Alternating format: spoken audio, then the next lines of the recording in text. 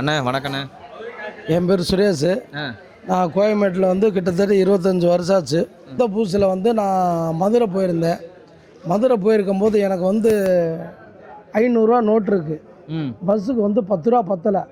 Bus conductor இறங்கடா அப்படின்ட்டேன்.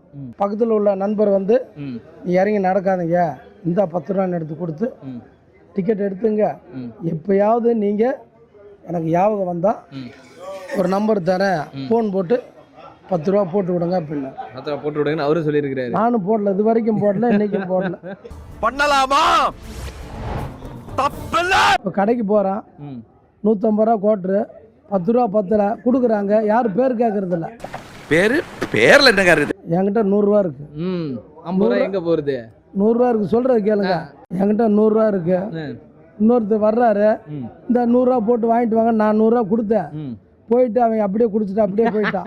அது ஒன்று நடந்திருக்கு. நான் இங்கே பாரு 2 பிஸ்கட் போட்டேன், அவ்வளோ நன்றியோட இருக்கு. மனுஷங்க அப்படி இருக்கீங்களா? ஏன்டா அப்படி இருக்கீங்க?